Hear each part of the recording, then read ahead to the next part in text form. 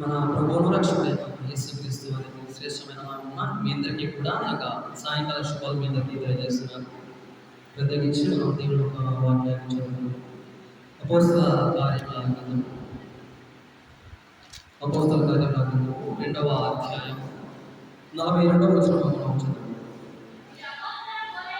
మీరు అపోస్తలుల బోధయందును సహవాసమందును రొట్టె విరుచుటయందును ప్రార్థన చేయడందును ఎడతెగక ప్రార్థిస్తున్నాను. కృపా సత్య సంపూర్ణ ప్రేమకైన తండ్రి నీ పరిశుద్ధ నామానికి వందనాలు చెల్లిస్తున్నాను. ఇదే విధంగా ప్రభా నీ యొక్క ఆలయంలో మేమందరం కూడా కూడుకొని నీ యొక్క దివ్యమైనటువంటి మాటలను మేము ధ్యానం చేస్తున్న ప్రభా, ఆ యొక్క మాట ఉంటుంది ప్రభా, మా యొక్క హృదయ ధ్యానంలోను మా యొక్క అంతరికాల జీవితంలో నాయన ప్రతిబింబించుకొని ఆ యొక్క వాక్యానుసారంగా జీవించడానికి మాకు సహాయం దయచేసి ప్రార్థించుకున్నాను. నాయన చెప్తున్నటువంటి యొక్క మాటలను ధ్యానించుకొని ప్రభా మేము సొంపుగా ఉండేటువంటి ప్రభా ఆ యొక్క మాటలను మాకు మాదిరిగా ఉండడానికి మీ కృపను దయచేసి ప్రార్థించుకుంటూ ఈ యొక్క ఆరాధనగా నడిపించమని యేసుక్రీస్తు అనే శ్రేష్టమైన నామమున వేడుకొని ప్రార్థించుకుంటున్నాం మా తండ్రి. ఆమేన్.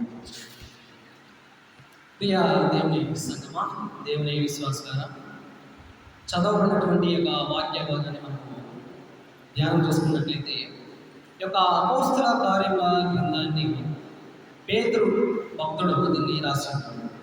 అపోస్తల కార్యముల గ్రంథాన్ని క్షమించండి, లూకా సువార్తికుడు ఈ యొక్క అపోస్తల యొక్క కార్యాల గ్రంథాన్ని రాస్తున్నాడు.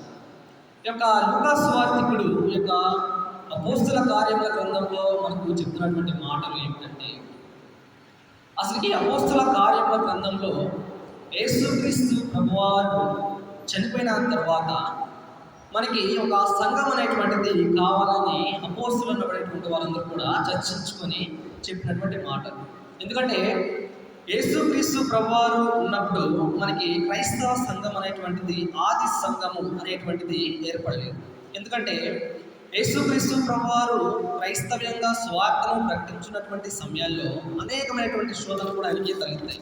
ఎటువంటి శోధనలు అంటే, ఆయన ఒక సరిగా తన యొక్క స్వార్థను బోధించడానికి తనకు వీలుకరంగా లేని విధంగా ఉంది. అంటే స్వార్థను ప్రకటిస్తున్నప్పుడు అనేక మంది కూడా యేసుక్రీస్తు ప్రభువారిని స్వార్థ బోధిస్తుంటే ఏం చేశారమ్మా, చాలా మంది కూడా నిరాకరించారు. ఆ యొక్క స్వార్థకి ఎవరు కూడా చెవి యొక్కరు. చాలా మంది కూడా ఆ యొక్క స్వార్థని త్రోసిపుచ్చి వేశారు. యేసుక్రీస్తు ప్రభువారు ఆరోహమైన దినం తరువాత అపోస్తలులు అనబడేటువంటి ఎవరైతే ఉన్నారో, అపోస్తలులు అనగా యేసుక్రీస్తు ప్రభువారి యొక్క శిష్యులు 12 మంది, ఇంకా మిగతా వారు కూడా ఉన్నారు. ఈ యొక్క అపోస్తలులు అనేటువంటి వాళ్ళందరూ కూడా కూడుకొని ఈ యొక్క యూదయ సమరయ అనేటువంటి దేశాలలో క్రైస్తవ సంఘాలుగా ఏర్పాటు చేసి అనేక మందిని కూడా అన్యులుగా ఉన్నటువంటి వారు అందరినీ కూడా క్రైస్తవులుగా చేసినటువంటి వారు పేతురు, యోహాను. వీరిద్దరు కూడా ముఖ్యమైనటువంటి పాత్రను పోషించారు. దేంట్లో? క్రైస్తవ సంఘాన్ని ఏర్పాటు చేయడానికి, అనగా ఆది సంఘం. మనకి ఆది సంఘం ఎక్కడి నుంచి ఏర్పడిందంటే అపోస్తల కార్యముల గ్రంథం నుండి ఈ యొక్క పితరులు 12 మంది శిష్యులు ఎవరైతే ఉన్నారో వారందరూ కూడా ఆది సంఘానిగా ఏర్పాటు చేసుకుని క్రైస్తవ సంఘానిగా మనందరూ కూడా ఇప్పటి వరకు కూడా మనం క్రైస్తవులుగా ఉన్నామంటే కారణము ఆ యొక్క అపోస్తలులు అనబడేటువంటి శిష్యులు ఎవరైతే ఉన్నారో వారందరూ కూడా క్రైస్తవ సంఘాన్ని ఏర్పాటు చేసుకొని అనేక మందికి కూడా బోధనలు తెలియజేస్తున్నారు. కాకపోతే మనము చదవబడినటువంటి యొక్క వాక్య భాగంలో మరి పేతురు భక్తుడు చెప్తున్నటువంటి మాటలు ఏమిటి? యూదయ సమరయ దేశాలలో అనేక మంది కూడా బోధనలు చేస్తున్నారు. ఈ సమయాల్లో పేతురు భక్తుడు ఆ యొక్క యూదయ సమరయ ప్రాంతంలో వారికి చెప్తున్నటువంటి మాటలు ఏమిటంటే, సహవాసమందును రొట్టె విరుచుటయందును ప్రార్థన చేయుటయందును ఎడతెగక ఉండిరి. అసలు సహవాసము అంటే ఏమిటి? సహవాసము లేకుండా మనము సంఘంగా ఏర్పడలేము. సంఘము సహవాసంతో ఉండకుండా ఎవరు కూడా ఏర్పడలేదు. ఎందుకు? సహవాసం అనేటువంటిది మానవుని యొక్క జీవితానికి, మానవుని యొక్క తలంపునికి సహవాసం అనేటువంటిది మేలుకరమైనది. సహవాసం లేకుండా నువ్వు ఆలయానికి వచ్చి కూడా ఎటువంటి ఉపయోగకరం లేదు. సహవాసం అంటే ఏంటి? అందరినీ కూడా కలుపుకొని ఆలయానికి వచ్చి ఆయన్ని ఆరాధించడం. ఒకరి ఎడల ఒకరు కక్షలు అనేటువంటివి ఉండకూడదు. సహవాసము మనము చేసుకుంటున్నామంటే అది దేవుడి దృష్టిలో మంచి కార్యం, మన దృష్టిలో కూడా మంచి కార్యమే. కానీ సహవాసం అనేటువంటిది లేకుండా క్రైస్తవులుగా మనము ఉండలేము. మనం నేర్చుకోవాల్సినటువంటి విషయం ఏమిటంటే, ఆది సంఘం నుండి మనము నేర్చుకోవాల్సినటువంటి మొట్టమొదటి విషయం ఏమిటంటే సహవాసము. సహవాసము లేకపోతే ఎంత మాత్రం కూడా మనము దేవుడికి పాత్రను అగము. సరే, మొదటి కొరింథీయులు మనం చూసుకుందాం. మొదటి కొరింథీయులు 11వ అధ్యాయం 18వ వచనం ఒకసారి. మొదటి కొరింథీయులు 11వ అధ్యాయం 18వ వచనం. మొదటి సంగతి ఏమనగా, మీరు సంఘమందు కూడి ఉన్నప్పుడు మీలో కక్షలు కలవని ఉంచుకుంటారు. ఏం చెప్తున్నాడు ఇక్కడ పౌలు భక్తుడు? మీరు సంఘంగా ఏర్పడ్డప్పుడు ఏం జరుగుతుందంటే మీ హృదయాల్లో కక్షలు అనేటువంటివి మీలో ఉన్నాయని పౌలు భక్తుడు కూడా చెప్తున్నాడు. అటువంటి కక్షలు పెట్టుకొని దేవుని యొక్క సన్నిధానంలో వచ్చి మీరు దేవుణ్ణి ఆరాధించడంలో ఎంత మాత్రం కూడా శ్రేయస్కరం కాదు. మీ యొక్క మనసును, హృదయాన్ని శుద్ధి చేసుకొని మీ యొక్క మనసులో మంచి తలంపులు అనేటువంటివి ఉండాలి. పక్కవారు ఏ విధంగా చేస్తున్నారు అంటే వారికి వచ్చినటువంటి తలంపులు, వారు చేసినటువంటి మేలును చూసి మనము ఈర్ష్యపడకూడదు. ఈర్ష్య అనేటువంటిది మనము క్రైస్తవులుగా ఉన్నటువంటి వారికి ఉండకూడదు. సహవాసం అనేటువంటిది నీ పక్క వారికి మేలుపరమైనది జరిగిందంటే అది నీకు కూడా నాడు జరుగుతుంది. ఎలా జరుగుతుంది? దేవుని యొక్క విశ్వాసం నుంచి ఆయన్ని ప్రార్థనా రూపంలో అడగాలి. ఇక్కడ ఆది సంఘం నుండి కూడా మనం తెలుసుకోవాల్సినటువంటి విషయం ఏమిటంటే, సహవాసం అందుకు, రొట్టె విరుచుట యందు, ప్రార్థన చేయడం కూడా ఎడతెగక ఉండిరి అని చెప్తున్నాడు. రొట్టె విరుచుట యందు కూడా ఎడతెగక ఉండాలి. మనము ప్రభు భోజన సంస్కారాన్ని తీసుకున్నటువంటి సమయంలో కూడా ఎందుకు తీసుకుంటాం? ప్రభు భోజన సంస్కారం మనం పరిశుద్ధంగా ఉన్న మన పాపాలని ఒప్పుకొని ప్రభు భోజన సంస్కారం తీసుకుంటాం. మరి ఈ యొక్క ప్రభు భోజన సంస్కారాన్ని తీసుకున్నటువంటి సమయంలో మనకి కక్షలు సాధింపులు ఎందుకు? సహవాసము లేనప్పుడు నీకు రొట్టె ప్రభు భోజన సంస్కారం తీసుకోవడంలో నీకు మేనా కాదు కదా. రొట్టె విరుచుట యందు నీకు ప్రభు భోజనం తీసుకుంటున్న సమయంలో దేవునికి నువ్వు నీ యొక్క పాపాలని విన్నయించుకుంటున్నావు. మరి విన్నయించుకున్నప్పుడు నీ పక్క వారితో కూడా సహవాసంగాను కక్షలు, వేదికలు కూడా ఈర్ష్యపడే తత్వము నీకు ఎందుకు ఉంటుంది? చాలా సంఘాల్లో కూడా అనేకమైనటువంటి సంఘాల్లో కూడా అనేక మంది కూడా సంఘానికి వచ్చి చాలామంది కూడా మరి ఆరాధన సమయంలో కూడా పాటలు పాడటానికి కూడా చాలా పోటీతత్వం ఉంటుంది. మంచిదే, పోటీతత్వం అనేది మంచిదే. కానీ ఆ పోటీతత్వం అనేది మనకి మేలుకరంగా ఉండాలి, కానీ దానికి దేవునికి చెడ్డకరంగా ఉండకూడదు. నువ్వు పాటలు పాడుతున్నటువంటి సమయంలో ఇద్దరు కూడా సహవాసంగా సమాధానంతో పాడాలి. అంటే నువ్వు ముందు వచ్చినప్పుడు నీ తర్వాత ఇంకొక అమ్మాయి వచ్చిన తర్వాత కూడా మొదట నువ్వు పాడు, లేదా తనకన్నా అవకాశం ఇవ్వాలి. అటువంటి అవకాశం, అటువంటి సమాధానము, అటువంటి శాంతి సమాధానము మనకి లేకపోతే క్రైస్తవులుగా మనము ఈ రోజుల్లో ఉండినా కానీ అది దేనికి కూడా ఉపయోగకరం లేదు. ఇక్కడ ఆది సంఘం నుండి మన పితరులు మనకు నేర్పించినటువంటి విషయాలు ఏమిటంటే, ఈ యొక్క సహవాసం అనేటువంటిది క్రైస్తవులు అనేటువంటి వారికి మనకి చాలా కూడా మేలుకరము అని చెప్తున్నారు. ఈ సహవాసం అనేటువంటిది చాలా కూడా మనకి మేలుకరము అని చెప్తున్నారు. మరి ఈ సహవాసం అనేటువంటి దాని గురించి మనం ఇంకోసారి ధ్యానం తీసుకుంటే, కీర్తనల గ్రంథం ఒకసారి మనం చూడనట్లయితే, కీర్తనల గ్రంథం 133వ కీర్తన మొదటి వచనం. సహోదరుల ఐక్యత కలిగి నివసించుట ఎంత మేలు, ఎంత మనోహరం. ఇక్కడ దావీదు భక్తులు కూడా చెప్తున్నాడు, క్రైస్తవ సంఘాలుగా ఉండాలంటే మనం ఏం చేయాలంట? సహోదర ఐక్యత కలిగి ఉండాలి. మరి అటువంటి ఐక్యత అనేటువంటిది మనకు ఉన్నదా? మన సంఘంలో మీరందరికీ కూడా మీకు ఐక్యత ఉన్నదా? ఒకసారి మన యొక్క మనసులో మనము ప్రశ్నించుకోవాలి. ఇటువంటి ఐక్యత లేనప్పుడే మనం ఏమవుతాము? క్రైస్తవులు అనేటువంటి మనం అందరం కూడా బలహీనంగా తయారవుతాం. ఇందాక మనం పాడుకున్నాం పాట, எல்லா సోదరులైక్యత వసించుముట ఎంత మేలు మనోహరము. ఎందుకు పాడుకున్నాం ఈ పాట? ఐక్యతగా ఉండడానికే కదా. ఐక్యత అనేటువంటిది మనకు లేకపోతే, మనకు ఉన్నట్లయితే ఎంత మేలు జరుగుతుందో ఇక్కడ దావీదు భక్తుడు తెలియజేశాడు. ఈ యొక్క పాటను రచించినటువంటి మల్లెల దావీదు గారని ఈ యొక్క ఆంధ్ర క్రైస్తవ కీర్తన పుస్తకంలో ఆయన కూడా ఈ 133వ కీర్తన ఆధారం చేసుకొని ఈ యొక్క పాటను రచించాడు. వీరిద్దరు కూడా చెప్పినటువంటి పాటలు ఒకటే, సహోదర ఐక్యత సహవాసం కలిగి ఉంటే మనకి క్రైస్తవంగా ఉన్నటువంటి మనకు కూడా ఎంతో మేలు మనోహరం.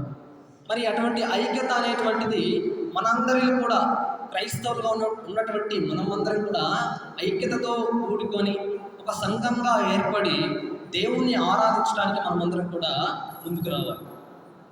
మన మనసులో ఎటువంటి చెడు తలంపులు కూడా, ఈర్ష్యపడేటువంటి ఆలోచనలు అనేటువంటివి ఏవి కూడా ఉండకూడదు. అటువంటి తలంపులు మన దాంట్లోకి వచ్చినట్లయితే మనం క్రైస్తవులుగా ఉండి కూడా ఎటువంటి ఉపయోగకరం లేదు. సాతాను అనబడేటువంటి ఆయన మన యొక్క ఆలోచనలను తిప్పివేసి ఎప్పుడైతే మనకు అటువంటి తలంపు అయితే కలుగుతుందో, అటువంటి సహవాసం లేని జీవితం మనకు కలుగుతుందో, అప్పుడు ఏమవుతుంది? మనకు కక్ష అనేటువంటిది పుడుతుంది మన మనసులో, ఈర్ష్య అనేటువంటిది మన మనసులో పుడుతుంది.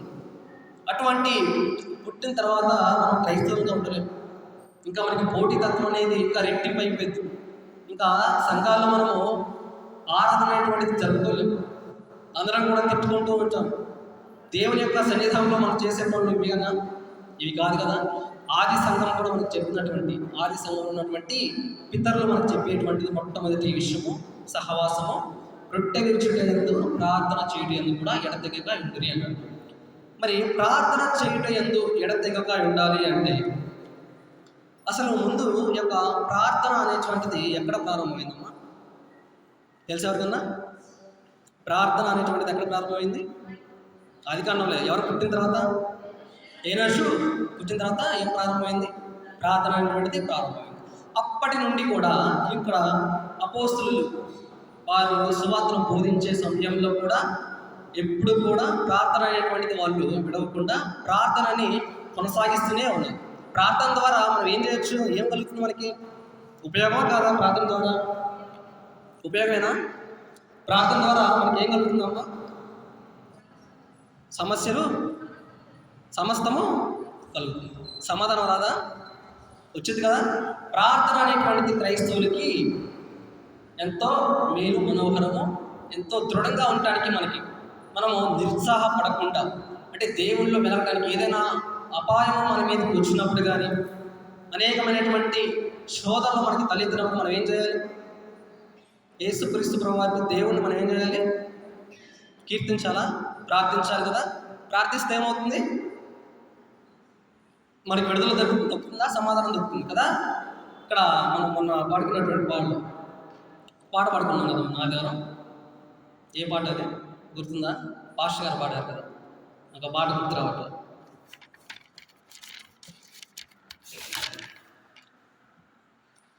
పాట నాకు గుర్తు రావట్లేదు కానీ ఆ పాటలో పౌలు శిలయు చెరసాల్లో బంధించినప్పుడు వచ్చాం. అదే పాట ఒకసారి వాడండి. అది పౌలు శిలయు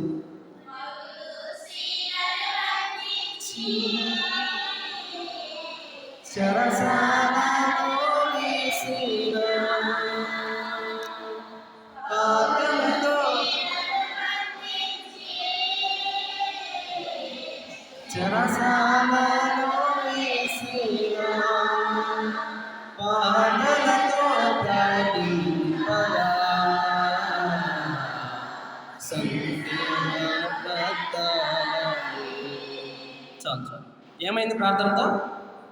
పౌలుస్తులకి ఏమైందమ్మా? చెరసాలలో విడుదల అనేటువంటిది వాళ్ళకి కలిగింది. ప్రార్థనకి క్రైస్తవులకి ఎంత మేలు. ప్రార్థన అనేటువంటిది మన జీవితంలో ఉంటే యేసుక్రీస్తు ప్రభువు మనకి ఏం చేస్తాడు? మనం ఆపదల్లో ఉంటే విడుదల అనేటువంటిది మనకి దయచేస్తాడు.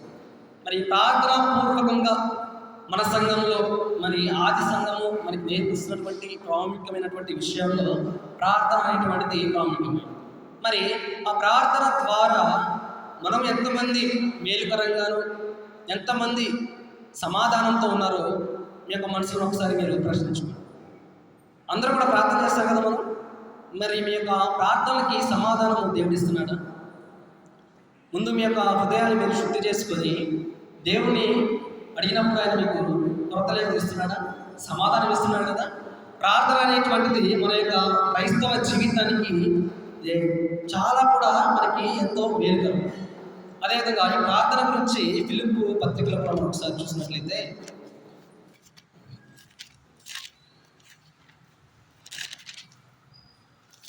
ఫిలిప్పీలకు రాసిన పత్రిక 4వ అధ్యాయం 6వ వచనం ఒకసారి, దేనిని గురించి చింతపడుకునే కానీ ప్రతి విషయంలో ప్రార్థన విజ్ఞాపనము చేత కృతజ్ఞతాపూర్వకంగా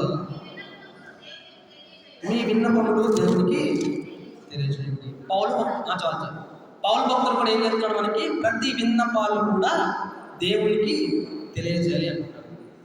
ప్రార్థన అనేటువంటిది, ప్రార్థన ద్వారా మనకు సమాధానం కలుగుతుందని పౌలు భక్తులు కూడా చెప్తాడు.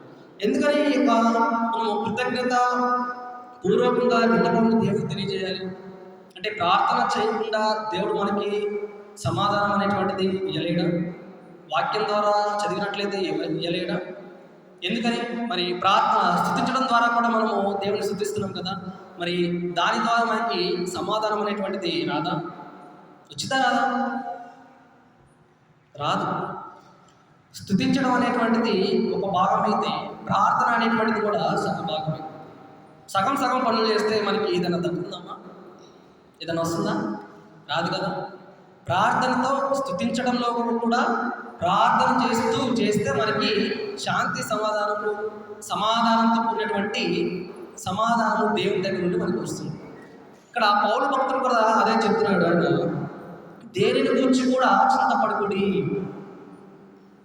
మనము క్రైస్తవంగా ఉన్నటువంటి యొక్క సమాజంలో దేవుడు ఒక సమయంలో మనందరికీ కూడా ఏం తెలియజేస్తాడు? ఒకసారి వీళ్ళు క్రైస్తవులా, వీళ్ళు నన్ను నమ్ముకున్నవారా కాదా అని ఏం చేస్తాడు? ఒకసారి యోబుకి ఏం చేశాడమ్మా? నీతిమంతుడైనటువంటి యోబు ఏం చేశాడు? పరీక్ష పెట్టాడు. ఈయన నన్ను నిజంగా దేవుడుగా నమ్ముతున్నాడా లేదా అని యోబుని పరీక్ష పెట్టాడు. పడితే యోబు ఏం చేశాడు? తట్టుకోలేదా? ఎన్నో శ్రమలు తనకు కలిగింది. అయినా కానీ యోబు తట్టుకొని దేవుణ్ణి ప్రార్థించి దేవుడిని నమ్మాడు. చివరికి యోబుకి ఏమైంది? ఎంతో ఐశ్వర్యము, ఆశీర్వాదము దక్కి యోబు ఎంతో మేలుకరంగా జీవించుకున్నాడు. అటువంటి పరీక్ష అనేటువంటిది మన సంఘంలో మనకి కూడా ఒక సమయంలో దేవుడు పరీక్షిస్తాడు. అటువంటి పరీక్షలో మనం ఏం చేయాలి? దేవుణ్ణి త్రోసిపుచ్చి వేయకుండా ఆయన అడగాలి. ఇంకా ప్రభువా, మీరు నాకు ఎందుకు ఇటువంటి శ్రమలు వస్తున్నాయి? ఎందుకని నేను ఈ విధంగా శ్రమ పడుతూ ఇంత మనోవేదనను భరిస్తున్నాను అని దేవుణ్ణి మనం ప్రార్థించాలి. ఆయన ఆ ప్రార్థన ద్వారా నీకు సమాధానం అనేటువంటిది ఆలస్యమైనప్పటికీ ఒకనొక సమయాన్ని నీకు మేలుకరమైనటువంటిది జీవితంలో జరుగుతుంది. పౌలు భక్తుడు అదే చెప్తున్నాడు మనకు. దేనిని గురించి కూడా చింతపడుతుంది. దాని ప్రార్థన రూపంలో మనకి మేలుకరమైనటువంటిది. ఆది సంఘం అపోస్తలులు మనకి నేర్పించినటువంటి విషయంలో సహవాసము, రొట్టె విరుచుకునేందు, ప్రార్థన చేయడందు ఎడతెగక ఉంటుంది అని మనం చెప్తున్నాడు. ఇంకొకటి అపోస్తలులు ఆది సంఘం నుండి మనం నేర్చుకోవాల్సినటువంటి విషయం ఇంకొకటి నేర్చుకున్నాం. అపోస్తలుల కార్యాల గ్రంథం 4వ అధ్యాయం 4వ వచనం ఒకసారి. వాక్యము వినని వారిలో అనేకులు నమ్మిరి.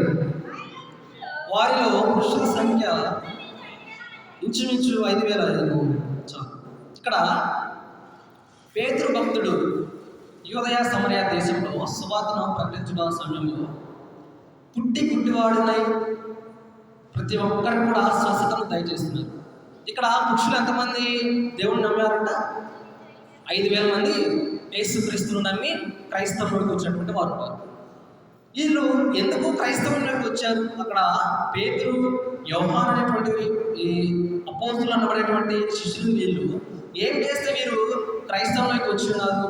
ఏ మాట ద్వారా వీళ్ళు దేవుని యొక్క యేసుక్రీస్తు ప్రభువుని నమ్మారు అంటే, ఇక్కడ పేతురు ఒక స్వస్థతని దయచేస్తాడు. ఒక కుంటి వాడిని అక్కడ యొక్క సమయంలో ఆయన స్వస్థతను దయచేస్తాడు. అంటే ఆ కుంటివాడికి కారు వచ్చే విధంగా పేతురు ప్రార్థన పూర్వకంగా చేస్తాడు.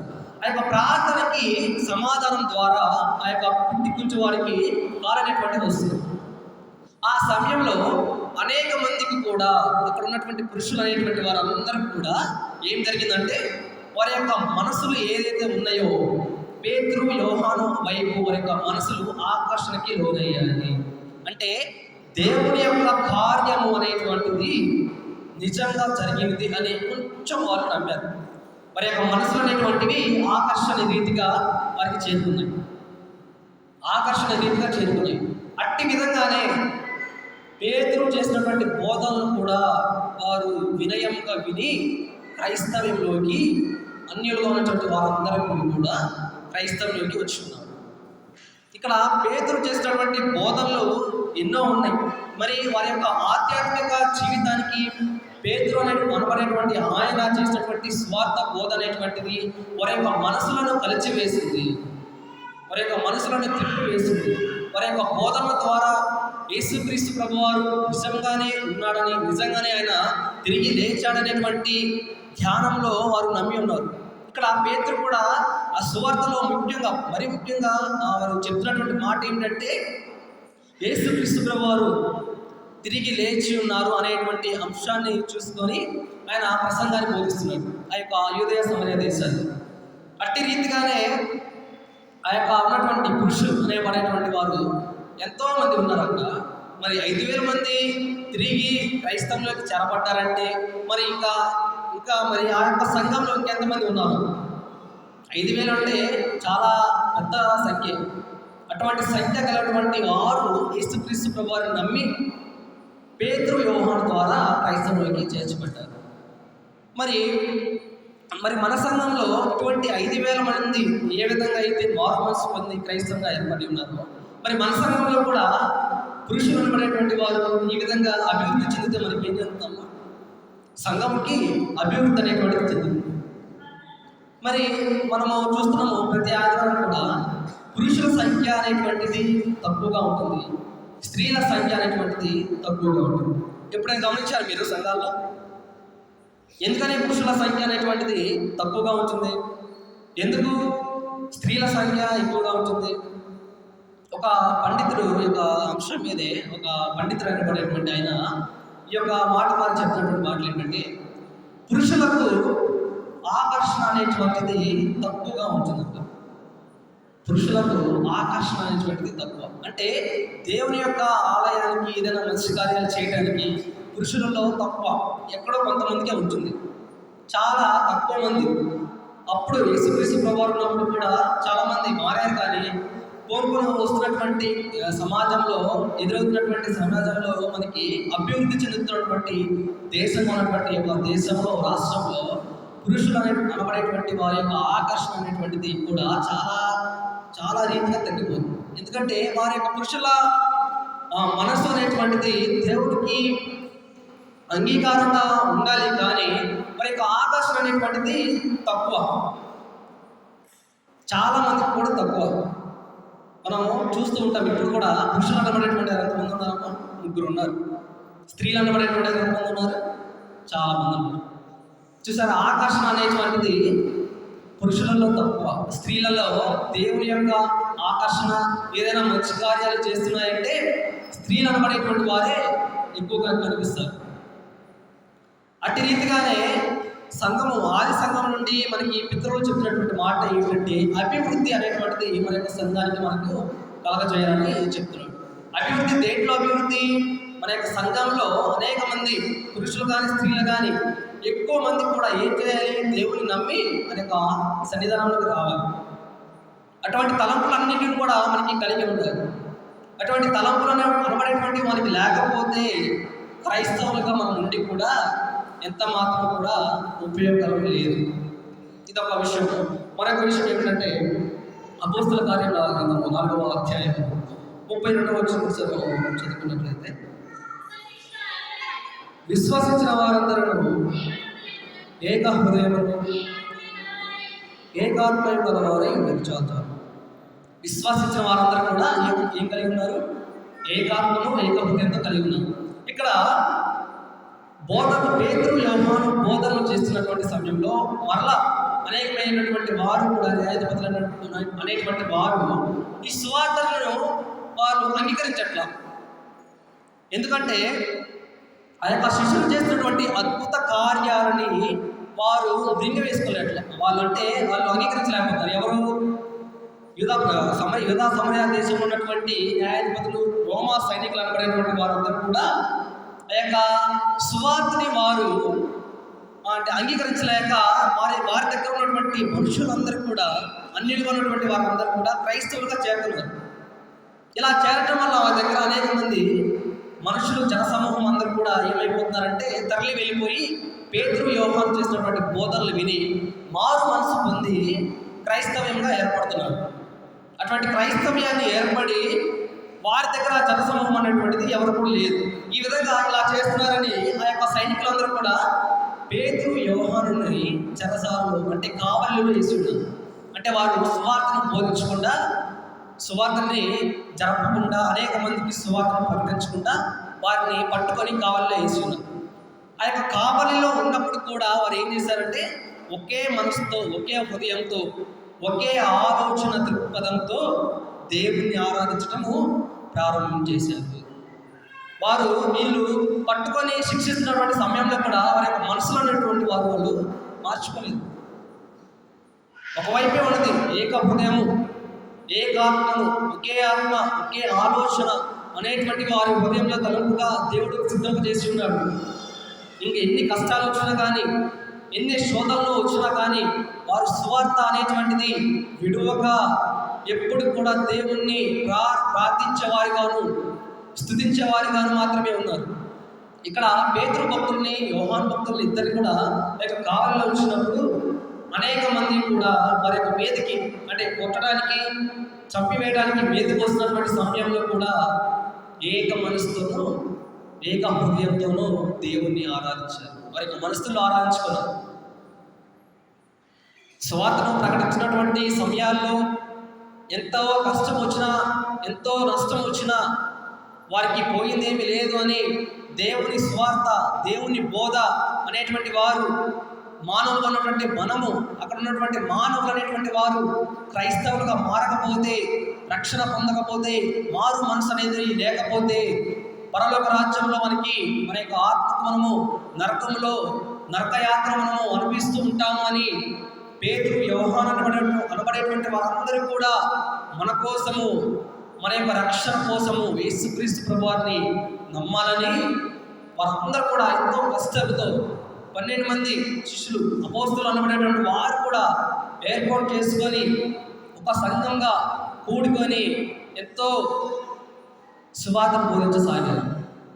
అంటే యేసుక్రీస్తు ప్రభువారు ఉన్నప్పుడు క్రైస్తవులుగా లేరు, అంటే క్రైస్తవ సంఘంగా ఏర్పడలేదు, సంఘంగా లేదు, అంటే మందిరాలు అనబడేటువంటివి లేవు. ఈ యొక్క అపోస్తలులు వచ్చిన తర్వాత సంఘంగా ఏర్పడ్డారు. ఒక మందిరాన్ని వాళ్ళు కట్టుకున్నారు. సంఘం అంటే ఏంటి? మనమందరం కూడా కూడుకొని ఒక మందిరాన్ని ఏర్పాటు చేసుకొని దాంట్లో దేవుని స్థుతించడం, ఆరాధించడం ద్వారా దాన్ని సంఘము అంటారు. ఆ సంఘాన్ని స్థాపించినటువంటి అపోస్తలులు అనేటువంటి వారు వారి దగ్గర నుండి ఆ యొక్క ఆది సంఘము, దాన్నే ఆది సంఘం అంటారు. వారు ఏర్పరిచినటువంటి క్రైస్తవ సంఘాన్ని ఆది సంఘము అంటారు. అటువంటి సంఘం నుండి మనం నేర్చుకోవాల్సినటువంటి విషయాలు ఏమిటంటే సహవాసము, ప్రార్థన చేయడం, రొట్టె విరుచుట ఎడతెగక ఉండాలి, ప్రార్థన పూర్వకంగా మనం ఉండాలి, ఐక్యత భావంతో కలిగి ఉండాలి, మన యొక్క సంఘాన్ని మనము అభివృద్ధి చేసుకోవాలి. పేతురు భక్తులు మనకు చెప్పినటువంటి మాటలు అంటే ఆది సంఘం నుండి మనం నేర్చుకోవాల్సినటువంటి సంఘం. లూథరన్ సంఘంగా ఉన్నటువంటి మన యొక్క సంఘంలో మన యొక్క పితరులు ఫాదర్ హయ్యర్ గారు మనకు నేర్పించినటువంటి విషయాన్ని మనం ధ్యానం చేసుకొని ఆనాటి నుండి ఈనాటి వరకు కూడా మన యొక్క సంఘాన్ని బలహీనపడకుండా మనమందరం కూడా అభివృద్ధి చేసుకున్నట్టు మనమందరం కూడా ముఖ్యమైనటువంటి పాత్రను వహిస్తున్నాం. అటువంటి తలంపు అనేటువంటిది మీలో అందరికీ ఉందని నేను గాడిగా నమ్ముతున్నాను. కానీ అపోస్తులు అనబడేటువంటి వారి దగ్గర నుండి, ఆది సంఘం నుండి మనము నేర్చుకోవాల్సినటువంటి విషయాలు ఇవి. ఇంకా చాలా విషయాలు మనం నేర్చుకోవడానికి ఉన్నాయి, కానీ సమయం లేదు కనుక సమయం ఈసారి ఎప్పుడైనా కుదిరినప్పుడు ఇంకా ఏవైతే ఉన్నాయో ఆది సంఘం నుండి మనం నేర్చుకోవాల్సినటువంటి విషయాలు ఏవైతే ఉన్నాయో దాని గురించి మనం ధ్యానం చేసుకుందాం. మరి అపోస్తులు అనబడేటువంటి వారి యొక్క విశ్వాసానికి గుర్తుగాను ప్రమాణంగాను ఏం చేశారమ్మా? అపోస్తల విశ్వాస ప్రమాణాన్ని వారు కలిగి ఉన్నారు. అంటే ఇక్కడ అపోస్తులు అనబడేటువంటి 12 మంది శిష్యులు యొక్క అపోస్తల విశ్వాస ప్రమాణాన్ని రచించలేదు, కానీ వారి యొక్క విశ్వాస ప్రమాణము ఈ విధంగా ఉంటుందని మన లూథరన్ సంఘ క్రైస్తవ మిత్రులు అనబడేటువంటి వారు ఆ యొక్క అపోస్తల విశ్వాస ప్రమాణాన్ని, నికేయ విశ్వాస ప్రమాణాన్ని మనకు ప్రచురించి మన యొక్క ఆంధ్ర క్రైస్తవ కీర్తన పుస్తకంలో ప్రచురపరచబడి ఉన్నది. అంటే అపోస్తులు అనబడేటువంటి వారు ఈ యొక్క అపోస్తుల కార్య గ్రంథాన్ని ఆధారం చేసుకొని వారి యొక్క విశ్వాస ప్రమాణము మన యొక్క విశ్వాస ప్రమాణంగా ఒప్పుకోవాలని ఈ యొక్క ప్రచురణ వారు తెలియజేసి ఉన్నారు. కాబట్టి మనమందరం కూడా ఆది సంఘం నుండి నేర్చుకోవాల్సినటువంటి విషయాలు ఇవి. కాబట్టి మనము ఈ యొక్క విషయాలు మనము త్రోసిపుచ్చి వేయకుండా దేవుని యొక్క సన్నిధానంలో సహవాసం కలిగి మనమందరం కూడా జీవించాలి. ఇంకా కొద్ది మాట దేవుడు వారిని దీవించుకుంటారు. ఆమెన్.